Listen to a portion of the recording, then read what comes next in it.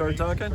Let's go. This is a return guest here, Sam Logan. You might remember his beautiful Drophead here, but he's going to point out a couple other things for us here. We've had a couple things happen in the last year and a half. One of them, I was able to get the car licensed after 9 visits to the DMV by using my state assembly office, and they finally overrode the DMV. And now let's go back and look at my license plate for just a second. Let's do that. 9 visits? 9 visits. Boy, I get frustrated after 4 or 5. Ever be able to license my car in California, even though it was registered in California for 40 years. Actually from 1960 to 2002. Moved to Idaho. After 5 years, California wipes out the registration. It's gone. And so the DMV said my car was a Corvette that was crushed in Georgia, and I'd have to go settle it with the DMV in Georgia. Gosh. And so, after 9 visits, CHP did the matching numbers from the VIN inspection. They compared the numbers to the ones that I had from the factory birth certificate.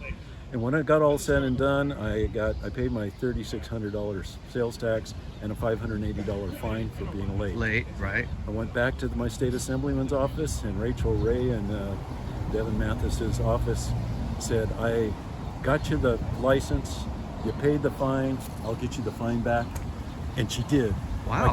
I got checks back from 3 different departments in the state of California. That is amazing. After I got done with that, I said, okay, I am going to park this car in front of the DMV office with my new individual license plate number. Yes. And so that's VIN 4600, which means this was produced in July of 1960 at the Morgan factory, and that's its actual VIN number. Is this on the chassis? That's on and the on chassis. the pink now.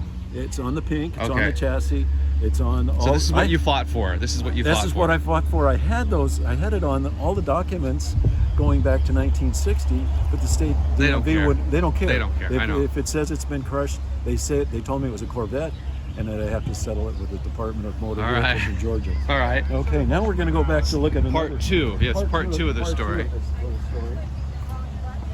Well, you know, I've had 4 or 5 trips to DMVs. I had a car in Italy I had to get documentation from. So I understand it's painful. It's painful. California's miserable. And you know, I was being honest, you know, but after 10 days in California, if you don't have there's a fine. There's a fine, and it was $580. That's so a lot. Now down here, I have badges that this one I bought from Dennis Clavis, and this one I did, and I'm not sure whether I got these 2 Morgans Over America, but this one in the center here, Morgans Over America, right? That's when they drive across. Yeah, that's all the way across the United States. This is Morgans Over America. This is Morgans Over America 9, I guess it says. And then this one is a picture of Peter Morgan. Yes. To commemorate the life and works of Peter Morgan, 1919 to 2003. Okay. And this is a silver coin that I purchased at Mog West when you did the last video. Yeah, okay. Now I had the coin, and I said, no, what am I going to do with it? Right. I don't know. It'll just sit on the dresser. Do I put it in a safe deposit box? Do I hide it? And I said, no, I'm going to make a badge out of it. Right.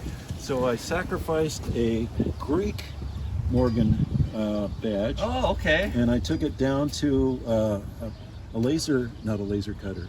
They cut with water on a CNC machine. Yes. I told them to the thousands how big the hole, so that it's undersized versus the size of the coin.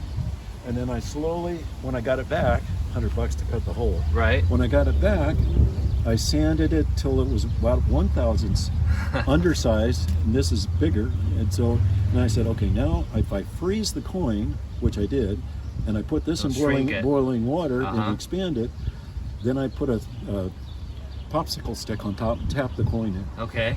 Now, then the back of it, I ended up taking it to a jeweler up in Idaho, friend of the family. Okay. And I don't know if you can see that, but there's a couple little spot welds in there, silver soldered, so that this is brass, this is silver. Now it won't fall out, so I won't lose it. Of course, of course. So this is Peter Morgan's, and it's a one-of-a-kind badge.